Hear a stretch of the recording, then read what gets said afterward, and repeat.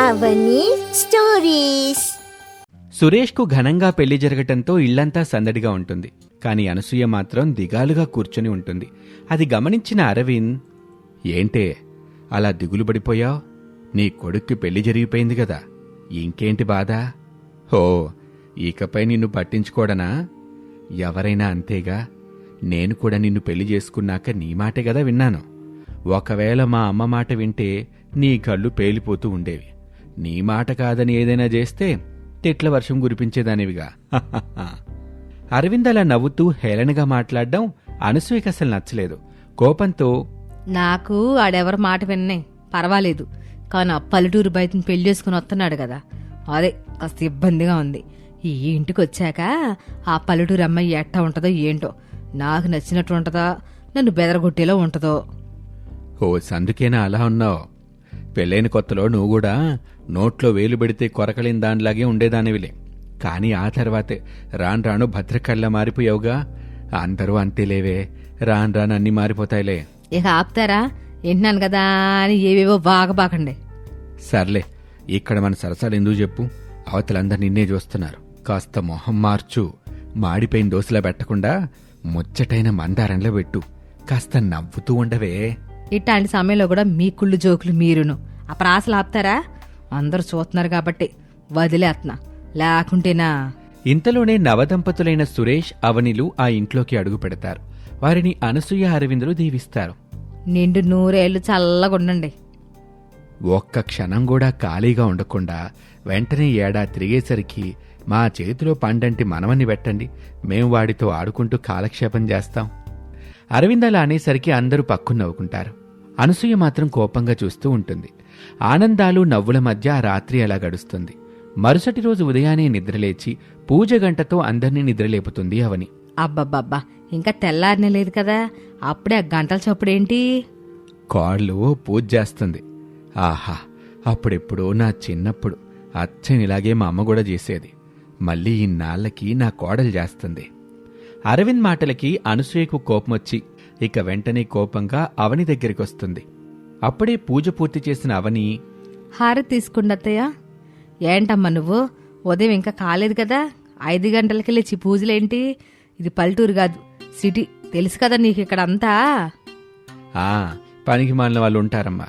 ఉదయం అయినా లేగరు, మధ్యాహ్నం వేళకి టిఫిన్లు తింటారు, పూజలు అస్సలు చేయరు. కనీసం మొగుళ్ళకి కాఫీలు టీలు కూడా తీసుకొచ్చి ఇవ్వర్లే. వాళ్ళనే బయటికెళ్ళి తాగమంటారు. అంతే కదా అనసూయ? నాకొచ్చే కోపానికి ఈరోజు మిమ్మల్ని ఏం చేస్తానో నాకే తెలీదు. కోడలతో మాట్లాడేటప్పుడు మధ్యలోకి రాబాకండి. అలా అనసూయ తన భర్త అరవింద్ని తిడుతూ ఉంటుంది. అవని మాత్రం కాస్త బాధపడుతూ, అయ్యో అత్తయ్య, మా పల్లెటూరులో ఇలాగే పూజలు ముగించుకుని పనులకు వెళ్తాం. అలవాట్లో పడి పొరపాటుగా ఇక్కడ కూడా అలాగే చేశాను. పాపం మీ ఇద్దరిని చెడగొట్టేశాను, క్షమించండి అత్తయ్య. ఇప్పుడు ఏం చేయను?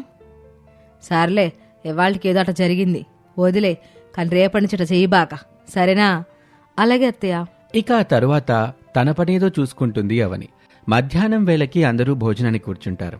అరవింద్ అయితే కొత్త కోడలు చేసిన వంటల రుచి చూసేందుకు తహతహలాడుతూ ఉంటాడు. అబ్బబ్బబ్బా, గుమగుమలు అదిరిపోతున్నాయి. కంచంలో పెట్టుకుని తినండి ముందు, ఆ తర్వాత పొగుడుదురు గాని. మీ అతి ప్రాసలాపి తినండి. అవని అందరికీ భోజనం వడ్డిస్తుంది. అరవింద్ లొట్టలేసుకుంటూ తింటాడు. అయితే అనసూయకి మాత్రం నచ్చదు. ఏంటమ్మా ఈ వంట, పల్లెటూరులో స్టైల్ చేసావేంటి? ఈ మసాలాలేంటి అసలా? ఇక్కడంతా ఎలా ఉండాలంటే, ఇక్కడంతా కల్తీ పదార్థాలతోనే ఉండాలమ్మా. పాకెట్ మసాలాలు గుమ్మరించాలి, ఉప్పు కారాలు పెంచాలి, రోగాల్ని గొందెచ్చుకోవాలి. ఇదే కదా అనసూయ నువ్వు చెప్పేది? మీరు ఆపుతారా? నేను కోడలతో మాట్లాడుతున్నాను కదా. అది కాదమ్మా అవనే, ఇట చేతి ఇక్కడ ఎవరు తినరో. అత్తయ్య తప్పుగా అనుకోకండి, మీకు ఒక విషయం చెప్పనా? చెప్పమ్మా, నేనేమనుకోనులే. సిటీలో అన్ని కల్తీ ఆహారాలే తింటున్నారని విన్నాను. చాలామంది ఆహారాలకి అలవాటు పడే ఆరోగ్యాన్ని పాడు చేసేసుకుంటున్నారు. కానీ ఇకపై మీకు అలా కానివ్వను అత్తయ్య. కూరల్లోకి మసాలాలు స్వయంగా నేనే తయారు చేస్తాను. కల్తీ లేని పదార్థాలతోనే వంటలు చేస్తాను. నాకు మీ ఆరోగ్యం ముఖ్యం, అందుకే ఇకపై మీకు ఇష్టం లేకపోయినా అలాగే చేస్తాను అత్తయ్య. అవని అలా చెప్పగానే అనసూయ మొహం మాడిపోతుంది. అరవింద్ అయితే హుషారుగా విజిల్స్ వేస్తాడు. అబ్బబ్బబ్బా, అదరగొట్టావమ్మా, అద్భుతం. అప్పుడెప్పుడో మా అమ్మ ఇలాగే వండేది, ఇన్నాళ్ళకి నువ్వు వండుతున్నావు, చాలా సంతోషంగా ఉందమ్మా. ఈసారి అనసూయ కోపంగా చూసినా అరవింద్ ఊరుకోలేదు. కోడల్ని పొగడ్డం ఆపలేదు. ఇక ఆ రోజు రాత్రి నుంచి వర్షాలు పడుతూ ఉంటాయి. మరుసటి రోజు అనసూయ నిద్రలేచేసరికి 12 అవుతుంది. తన చెవిలో ఎవరో దూది ఉంచటం గమనిస్తుంది అనసూయ. వెంటనే తన భర్త అరవింద్ని అరుస్తుంది. ఏంటే అలా గావుగకబెట్టావు? ఏం జరిగిందేంటి? నా చెవులు దూది ఎవరు పెట్టారు? నాకేం తెలుసు? నిన్ను ముట్టుకుంటేనే బగ్గుమంటావుగా, అందుకే నిన్ను తాగడానికి కూడా సాహసించను. అయితే ఎవరు పెట్టుంటారు? అనసూయ అలా అనగానే అక్కడ అవని వాలిపోతుంది. అనసూయని చూస్తూ కాస్త వినయంగా, ఆ దూది నేనే పెట్టాను అత్తయ్య. పూజ వల్ల మీకు ఇబ్బంది అని చెప్పారు కదా, అందుకే నేను పూజ చేస్తుంటే ఆ శబ్దాలు అవి మీరు వినకూడదని అలా దూది పెట్టాను. ఇప్పుడు చూడండి, మీరు హాయిగా నిద్రపోయారు, నేను ప్రశాంతంగా పూజ చేసుకున్నాను. అబ్బాబ్బాబ్బా, అందరు నాకే తగులుతారేంటో. సరే ఎళ్ళు, నేను తయారై వస్తాను. టిఫిన్ చేసావా? 12 గంటలు అవుతుంది. ఈ టైంలో టిఫిన్ ఏంటత్తయ్య? ఇంకాసేపు ఉంటే మీకు భోజనమే చేసి వడ్డిచ్చేస్తాను. ఏదో ఒకటి వెంటనే చేసి తాగలడు, ఆకలి దంచి కొడుతుంది, కడుపులో ఎలకలు పరిగెడుతున్నాయి. అలాగే అత్తయ్య, త్వరగా చేసేస్తాను. అలా అవని వంటగదిలోకి వెళ్తుంది. వంట చేయాలని చూస్తే గ్యాస్ అయిపోయి ఉంటుంది. అవతల అత్తయ్యకు ఆకలి, యువతల గ్యాస్ అయిపోవటం. అవనికి ఏం చేయాలో అర్థం కాలేదు. అలానే ఆలోచిస్తూ ఉంటుంది. అనసూయ రాగానే గ్యాస్ అయిపోయిన విషయం చెప్పాలనుకుంటుంది. కాసేపటి తర్వాత అనసూయ అక్కడికి వస్తుంది. ఏంటవనే, భోజనం అయ్యిందా? ఇంకెక్కడి భోజనం, అవతల గ్యాస్ అయిపోతేను. అసలే బయట వర్షం వస్తుంది. ఈ టైంలో బయటికి వెళ్ళి కొత్త గ్యాస్ తెచ్చే పరిస్థితి లేదు. ఇప్పుడేం చెయ్యాలి? పోనీ పొయ్యిపై చేద్దామని చూసినా కట్టెలు లేవుగా. అయితే హోటల్ నుంచి భోజనం తీసుకురానా? మంచి ఆలోచన, హోటల్ భోజనం అంటే. అబ్బాయిని పంపిస్తానుండండి. అలా అనసూయ సురేష్ని హోటల్కి పంపించాలనుకుంటుంది. కానీ అవని ఆపుతుంది. ఎందుకమ్మా ఆడిని ఆపుతున్నావు? మనం భోజనం తినాలి కదా. అత్తయ్య, ఇంట్లోనే తయారు చేస్తాను. ఏంటమ్మా నువ్వు చెప్పేది? గ్యాస్ అయిపోయింది, ఈ టైంలో ఎట్టా వండుతో? అవన్నీ నాకు వదిలేండి అత్తయ్య. ముందు మీరు నాకు ఒక సహాయం చేయండి. ఏంటా సహాయం? అదిగోండి, అలా కూర్చుని కూరగాయలు తరిగి పెట్టండి, నేను మీకు ఈలోగా భోజనం తయారు చేస్తాను. అవని అలా చెప్పగానే అనసూయ అయోమయంలో పడుతుంది. అరవింద్ కూడా కోడలేం చేస్తుందా అని ఆసక్తిగా చూస్తూ ఉంటాడు. ఇంతలో అనసూయ కూరగాయలు తరగడం ప్రారంభిస్తుంది. సర్లేమ్మా, నువ్వు చెప్పినట్టుగానే కూరగాయలు తరుగుతున్నాను. అలాగే అత్తయ్య. ఇక అవని అందరి ముందు ఒక పాత్ర పెట్టి అందులోకి బియ్యం వేసి నీళ్లు పోస్తుంది. ఆ నీళ్లలోకి హీటర్ పెడుతుంది. హీటర్ పెట్టడం వల్ల ఆ నీళ్లు వేడెక్కుతాయి. కాసేపటికి అందరూ చూస్తూ ఉండగానే బియ్యం ఉడుకుతుంది. కోడలు తెలివితేటలు చూసి అరవింద్ మరోసారి విజిల్స్ వేస్తాడు. ఈసారి అనసూయ కూడా తన కోడలి తెలివితేటల్ని చూసి ఆనందిస్తుంది. అత్తయ్య, అన్నం ఉడికిపోయింది, ఇక కూరలు మాత్రమే చేయాలి. అవి కూడా మరో అరగంటలో అయిపోతేలేండి. అట్టాగేనమ్మా, నిదానంగానే జీ. ఇదిగో కూరగాయలు కూడా తరిగేశాను. అలా అవని మరో పాత్రలో హీటర్ పెట్టి కూరగాయలు వేసి కూరలు కూడా చేసేస్తుంది. భోజనం వేళకు అన్నీ టేబుల్పై ఉంటాయి. అందరూ భోజనానికి కూర్చుంటారు. అవని అందరికీ భోజనం వడ్డిస్తుంది. రుచి చూసిన అరవింద్, వారెవ్వా, ఏం రుచి, ఏం రుచి, అదిరిపోయిందనుకో. అమ్మా అవని, నీ చేత్తో ఏం చేసినా అమృతంలాగా ఉంటుందమ్మా. ఇక చాలా ఆపుతారా? కోడలలా పొగుడుతుంటే దిష్టి తగులుద్ది. అర్రే, ఏం మార్పు, ఏం మార్పు! అమ్మా అవని, మీ అత్తగారి మాటల్లో మార్పు వచ్చింది. ఇంకా మన ఇంట్లో పండగే పండగ. అమ్మా అవని, నిజం చెప్పాలంటే నువ్వు ఈ ఇంటికి వచ్చిన మొదట్లో నేను చాలా బాధపడ్డానమ్మా. పల్లెటూరి పిల్లని పెళ్లి చేసుకున్నాడు, నా కొడుకు జీవితం ఎట్టా ఉంటుందో ఏంటో నేను భయపడ్డా. ఇక ఇంటికి వచ్చాక నువ్వు చేసే పనులు నాకు చిరాకు తెప్పించాయి. 5 గంటలకి పూజ చేయడం, ఇంట్లో చేసిన మసాలాలతోని కూరలు వండడం, అవన్నీ చూసి నాకు నిజంగానే చిరాకు వచ్చేసింది. కానీ ఆ తర్వాత నువ్వు ఇంట్లో చేసుకునే వంటల విధానం గురించి చెప్పావు, నాకు బాగా నచ్చిందమ్మా. ఇక ఇప్పుడైతే నీ తెలివితేటలు ఉపయోగించి వంటలు చేసావు చూడు, నాకైతే బలి నచ్చేసిందమ్మా. అబ్బబ్బా, ఇది కళా నిజమా? ఒరే సురేషు, నన్నోసారి గిల్లు. మీ అమ్మ నిజంగా ఇట్టా మాట్లాడుతుందా, లేక నేనేమైనా కలగంటున్నానా? అబ్బా నిజమేనన్నా, అమ్మ నా భార్య అవనని మెచ్చుకుంటుంది. పల్లెటూరు పిల్లకి ఇన్ని తెలివితేటలు ఎక్కడుంటాయో అనుకున్నా, కానీ నా ఆలోచన తప్పని చెప్పావు. నిజంగా నువ్వు చేసే వంటలు చాలా బాగున్నాయమ్మా. నీ సంస్కారం నాకు బాగా నచ్చింది. బంగారు లాంటి అమ్మాయి నాకు కోడలకు వచ్చింది. చాలా సంతోషంగా ఉందమ్మా. అనసూయ అలా అనగానే అవనికి ఎక్కడా లేని సంతోషం కలుగుతుంది. ఇక వెంటనే అనసూయ వద్దకు వెళ్లి హత్తుకుంటుంది. మీలాంటి అత్త దొరకడం నా అదృష్టం అత్తయ్యా. ఆహా, నా కళ్ళు చాలటం లేదే. అత్తా కోడలు ఎప్పుడు ఇలాగే నవ్వుతూ ఉండండి, నవ్విస్తూ ఉండండి. తెలివైన కోడలుంటే అన్ని ఇళ్లలో ఆనందమే కదా ఉంటుంది. అరవింద్ అలా అనగానే అవని అనసూయలు నవ్వుకుంటారు. ఇక అప్పటి నుంచి అవని చెప్పినట్టుగానే చేస్తూ ఉంటుంది అనసూయ. అత్తాకోడళ్ళు కలిసిమెలిసి ఉండటంతో ఏ ఇబ్బంది లేకుండా ఆ కుటుంబం సంతోషంగా ఉంటుంది. ఇది వాళ్ళటి కథ. మరొక ఆసక్తికర కథలో మళ్ళీ కలుద్దాం. నమస్తే. అవని కొత్త కోడలిగా అత్తగారింట్లో అడుగుపెట్టిన కొన్ని రోజుల తర్వాత చుట్టుపక్కల ఉన్న కొందరు ఆడవాళ్లు అవనిని పలకరిద్దామని అవని అత్తగారు అనసూయ లేని సమయంలో అక్కడికి వస్తారు. వాళ్ళని చూసి అవని రండి అంటూ స్వాగతం పలుకుతుంది. అవని, నా పేరు శాంతి, తన పేరు రమ్య, ఏం పేరు సుజాత.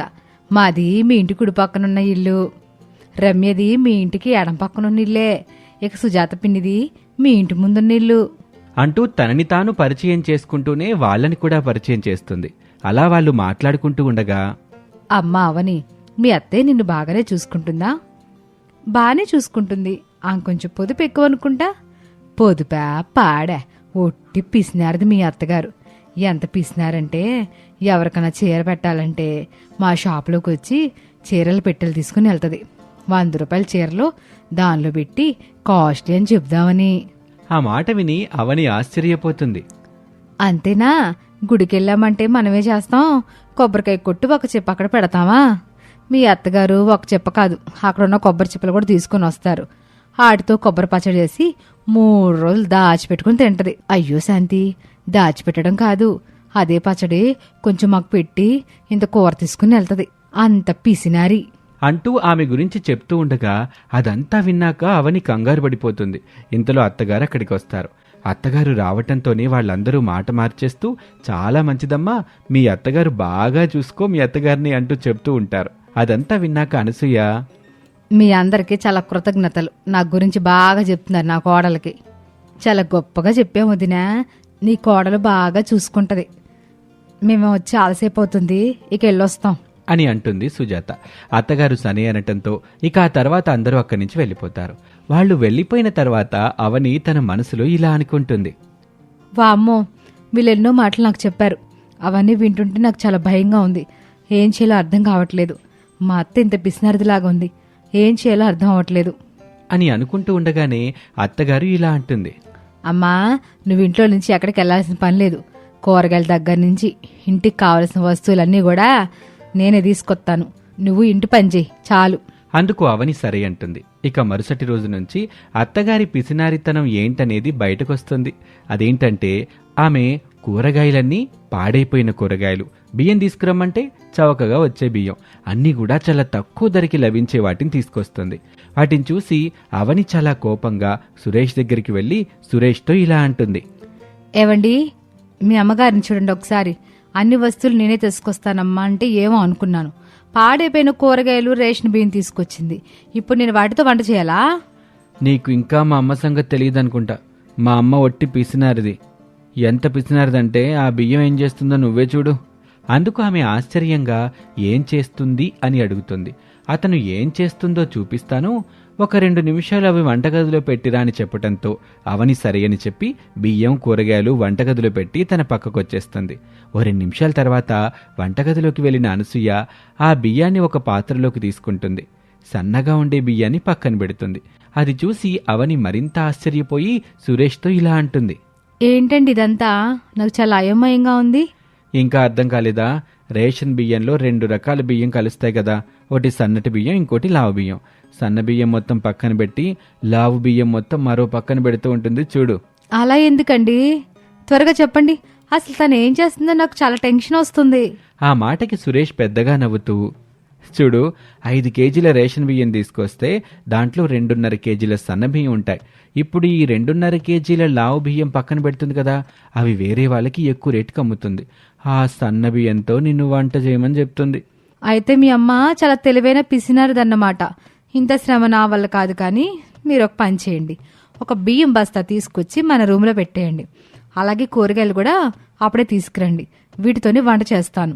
సరే అయితే అలాగే చేస్తానులే అని సురేష్ అంటాడు. ఇక మరుసటి రోజు కూరగాయలు, బియ్యం తీసుకొచ్చి వాళ్ళ గదిలో పెడతాడు. వాటితోనే వంట చేస్తూ ఉంటుంది అవని. రోజులు గడుస్తూ ఉన్నాయి. ఓ రోజు అత్తగారు వంటగదిలో ఉన్న బియ్యాన్ని చూస్తారు.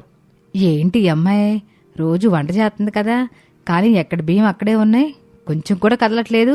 అయితే ఏం చేస్తుంది, అసలు దీని విషయం ఏంటో కనుక్కోవాలి అని అవని దగ్గరికి వెళ్ళి అదే విషయాన్ని అడుగుతుంది. ఆ మాటకి అవని కొంచెం కంగారు పడుతుంది. అత్తయ్య, మీకు చెప్పడం మర్చిపోయాను. మీ అబ్బాయి బియ్యం బస్తా తీసుకొచ్చాడు. నేను వాటితోనే అన్నం వండుతున్నాను. ఆ మాట వినగానే అత్తగారికి కోపం వస్తుంది. ఏంటి, నాకు తెలియకుండా బియ్యం తీసుకొచ్చాడా? ఎంత ధైర్యం వాడికి! అసలు వాడికి పొదుపు గురించి ఆలోచన లేదనుకుంటా అని ఇష్టం వచ్చినట్టుగా తిట్టటం మొదలు పెడుతుంది. అప్పుడు అవని, అత్తయ్య, మీ అబ్బాయిని తిట్టకండి. మీ అబ్బాయి పొదుపు చాలా ఉంది. ఎవరో దాన్ని ఆఫర్లో పెడితే తీసుకొచ్చాళ్ళండి. 24 కేజీల బస్తా కేవలం 100 రూపాయలు మాత్రమే. అందుకే తీసుకొచ్చాడు. ఆ మాట వినగానే అత్తగారు చాలా సంతోషపడతారు. అమ్మయ్య, అట్టగైతే ఎట్టా అంటే ఇబ్బంది లేదులే అని అనుకుంటూ ఉండగా ఇంతలోనే అనసూయ భర్త అరవింద్ అక్కడికి వస్తాడు. అతను వస్తూనే, అమ్మా అవని, వంట సిద్ధమైందా? నాకు చాలా ఆకలిగా ఉందమ్మా. 10 నిమిషాలు మావయ్య, వడ్డిచ్చేస్తాను అని అంటుంది. ఇక అత్తగారు, సరేనమ్మా, నేను పని మీద బయటికెళ్తున్నాను, ఇల్లు జాగ్రత్త అని చెప్పి అక్కడి నుంచి వెళ్ళిపోతుంది. కొంత సమయం తర్వాత అవని వంట సిద్ధం చేసుకుని మామగారికి వడ్డిస్తూ ఉంటుంది. ఏంటమ్మా, నువ్వు కూడా ఎప్పుడు కూరగాయలు పెడుతున్నావు? మాంసం చేపలు తిని ఎన్ని నెలలవుతుందో తెలుసా? మీ అత్తగారు పిసినార్దనంతో అసలు వాటిని తీసుకురావడమే మానేసింది. బయటకెళ్ళినప్పుడు ఎప్పుడన్నా తింటున్నాను. దాని రుచి ఇంట్లో చేసిన రుచి అంత బాగోదుగా. మీ అమ్మ నాకు నువ్వు చేపల కూర బాగా వండుతావని చెప్పింది. చేపల కూర చేయొచ్చు కదమ్మా. మావయ్య, అత్తగారి సంగతి తెలిసి ఈ విషయం అడుగుతున్నారా? చేపలు ఇంటికి తీసుకొస్తే ఇక మీ పని అయిపోతుంది. అతను బాధగా, అది కూడా నిజమేలే అమ్మా అని భోజనం చేస్తూ ఉంటాడు. అప్పుడు అవని, మావయ్య, నాకు ఒక మంచి ఆలోచన వచ్చింది. ఈసారి మీరు చేపలు కొనుక్కొని డైరెక్ట్గా ఇంటికి తీసుకురండి. అత్తయ్య అడిగితే స్వయంగా మీరే చేపల చెరువులో పట్టుకొచ్చానని చెప్పండి. అప్పుడు మిమ్మల్ని ఏమనదు. ఆ మాట వినగానే అరవింద్ నవ్వుతూ, ఇన్ని సంవత్సరాలు నాకు ఈ ఆలోచన రానే రాలేదమ్మా. నువ్వెంతైనా భలే తెలివిగల దానివి తల్లి. రేపే తీసుకొస్తానులే అని అంటాడు. అందుకు అవని కూడా నవ్వుతుంది. ఇలాంటి ఐడియాలు చాలా ఉన్నాయి మావయ్య. ఇవన్నీ కూడా అత్తగారికి అసలు అనుమానం కూడా రావు. మీకు ఎలా ఉండాలనిపిస్తే అలాగే ఉండండి. అన్నీ నేను కవర్ చేస్తా కదా. అందుకతను మరింత సంతోషపడుతూ, నాకు బంగారం లాంటి కోడలు దొరికింది అనుకుంటూ భోజనం చేసి అక్కడి నుంచి వెళ్ళిపోతాడు. ఆ రోజు అలా గడిచిపోతుంది. మామగారు అవని చెప్పినట్టుగానే చేపలు తీసుకుని ఇంటికి వస్తాడు. అవి చూసిన అనసూయ, వామ్మో వామ్మో, ఇల్లు మొత్తం గొల్ల చేస్తున్నారా? ఇంటికి చేపలు తీసుకొచ్చారు. ఎంత ఖర్చు పెట్టారు? వాటికి 700 రూపాయల పైనే ఉంటాయి అని అనసూయ తిడుతూ ఉంటుంది. అమ్మా మహాతల్లి, నీ ముందు అంత డబ్బు ఖర్చు పెట్టి నేను బతకగలనా? ఆ చేపల్ని నేనే స్వయంగా చెరువులో బట్టి తీసుకొచ్చాను. ఇందాకటి వెళ్తుంటే చాలా మంది గాలాలేసి లాగుతా ఉన్నారు. నేను కూడా వచ్చి చెయ్యేశాను. అదృష్టం కొద్దీ ఇదిగో ఈ చేపలు పడ్డాయి. అవునా? అయినా మీ సంగతి నాకు తెలీదా? మీరు వృధాగా డబ్బులు ఖర్చు పెట్టరని అని అంటూ తిరిగి అవనితో ఇలా అంటుంది. కోడలతో ఈ విషయం చెప్పకండి. మళ్ళీ మనల్ని చాలా తప్పుగా అర్థం చేసుకుంది. 1000 రూపాయలు పెట్టుకున్నానని చెప్పండి. అందుకతను సరే అంటాడు. ఇక ఆ తర్వాత అత్తగారే అవనిని పిలుస్తుంది. చెప్పండి అత్తయ్య, పిలిచారు. ఇదిగో మీ మామయ్య 1000 రూపాయలు పెట్టి నీకోసం చేపలు తీసుకొచ్చాడమ్మా. చేపల పులుసు నువ్వు బాగా పెడతావంట కదా, వెళ్ళి కూర చెయ్యమ్మా. అందుకు అవని తన మనసులో నవ్వుకుంటూ సరే అత్తయ్య అంటూ అక్కడి నుంచి వెళ్ళిపోతుంది. అరవింద్ తన మనసులో, నిజం తెలిస్తే గుండాయి చచ్చిపోయేలాగుంది నా పెళ్ళం అనుకుంటూ అక్కడి నుంచి వెళ్ళిపోతాడు. ఇక ఆ తర్వాత మధ్యాహ్న సమయంలో అందరూ కూడా భోజనం చేస్తూ చేపల కూర చాలా అద్భుతంగా ఉందంటూ అవనిని పొగుడుతూ ఉంటారు. ఆ తర్వాత ఎవరిపాటికి వాళ్ళు భోజనం చేసి వెళ్ళిపోతారు. ఆ తర్వాత అరవింద్ దగ్గరికి అనసూయ వస్తుంది. ఏవండి, కోడలు చేపల పులుసు బాగా పెట్టింది కదండి? అవును, బాగా పెట్టింది. అయితే రోజు చేపలు తీసుకురండి. ఎట్టగో ఫ్రీగా వస్తున్నాయిగా, మనం కనీసం ఒక 2 వారాలైనా తిందాం. ఆ మాట వినగానే అరవింద్ గుండెల్లో పిడుగుపడ్డట్టు అవుతుంది. తన మనసులో, వామ్మో, రోజు చేపలు తీసుకొస్తే నా జేబు ఖాళీ అయిపోద్ది. 1500 రూపాయలు పెట్టి తీసుకొచ్చాను. రోజు 1500 రూపాయలు పెట్టాలంటే గోయిందా గోయిందా అని అనుకుంటూ ఉండగా, ఏంటండి ఏం మాట్లాడకుండా తీసుకొస్తారా లేదా? అది కాదే, రోజు నాకు పనుండదా? ఈరోజంటే ఏదో పని లేదు కాబట్టి అలా వెళ్ళాను. అదంతా నాకు తెలీదు. నాకు కావాల్సిందే. ఇన్ని రోజులు నేను మిమ్మల్ని ఏం అడగలేదు కదా. ఈ ఒక్క కోరిక తీర్చండి, లేదంటే ఇంట్లో ఏం జరుగుతుందో మీకు బాగా తెలుసు కదా. అందుకతను చేసేది లేక, సరేలే ఏదో ఒకటి చేస్తానులే వెళ్ళు అనటంతో ఆమె సంతోషపడుతూ మా ఆయన చాలా మంచోడు అంటూ వెళ్ళిపోతుంది. ఇక అదే విషయాన్ని అతను కోడలతో చెప్తాడు. ఏదో ఒక మంచి సలహా ఇవ్వమ్మా, లేకపోతే నా జీవితంలో డబ్బులు మొత్తం ఇదిగో ఈ చేపలకి అయిపోయేలా ఉన్నాయి. చేపలు తీసుకురాపోతే ఇది నా దుంప దించేలా ఉంది. నీ తెలివితేటలతో ఒక మంచి ఆలోచన చెయ్యమ్మా, నన్ను ఈ గండ నుంచి బయటపడేలా చూడు అందుకు అవని ఆలోచనలో పడుతుంది. అవని మామగారికి ఏ సలహా ఇస్తుంది, అత్తగారి బారి నుంచి మామగారిని ఎలా కాపాడుతుందో తరువాయి భాగంలో చూద్దాం. ఇది వాల్టి కథ. మరొక ఆసక్తికర కథలో మళ్ళీ కలుద్దాం. నమస్తే.